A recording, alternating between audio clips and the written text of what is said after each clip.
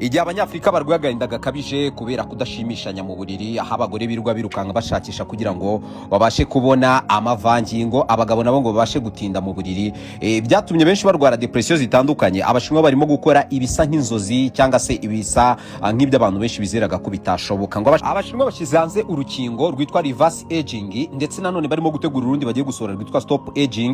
Iyi reverse aging igufasha kugira ngo wongere usubire ubutoya. Niba ufite nk'imyaka nka 50 cyangwa 80 bakaba kugarura ku myaka 18 cyangwa ku myaka 20, sadepa n'imyaka ushaka.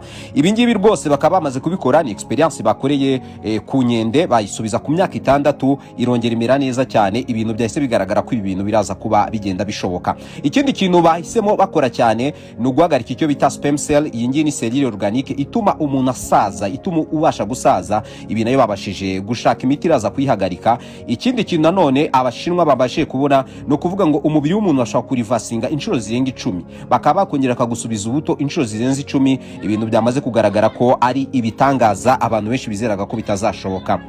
Ibi byose rero abashinwa bamaze kubigeraho nyuma y'igihe kinini bari bamaze bakora experience zigiye zitandukanye, bazikorera ku nyamaswa zitandukanye, kandi byose bakabona ko bishoboka. Ikindi kintu kirimo kuvugwa rero, mu minsi mike cyane uru rukingo bagiye kurukira ku isoko, ugabasha kubona amafaranga yo kurugura, bararugura ubundi batangire kurwitera bisubirira ubuto. Ibintu bimeze neza cyane. Bandi mwitaga ba sugar daddy, bandi mwitaga abasaza, ku mafaranga yabo baraza kwisubiza ubuto, bajya batereta uko bashaka, banature hasi ibintu bisigare ari nta makemwa. Ahubwo ikibazo ngo uru rukingo muzarugura ntimuzarugura, nanjye nta kintu nari bukore, naho mwazapfa wenda mutaruguza, ariko muzaye muzi ko rusanzwe ruhari. Nyuma y'ihangana none abashinwa bamaze kuvuga yuko baraza guhita barekura nanone iyo urwo rukingo nanone rwa stop aging, aho umuntu atazongera gusaza. Niba rufite imyaka 15, niba rufite imyaka 20, niba rufite imyaka 30, ukabasha kuba ari aho waguma. Benshi bakavuga ati babayobozi bagiye batandukanye barya za ruswa bagiye kuzikoresha bisubiza ubuto. Noze kunanirwa kwigurira inzu, ikibanza cyangwa gukodesha services zirimo amamodoka, zirimo amazu, uri muri Kigali kandi uri mu gihugu cy'u Rwanda, Real Estate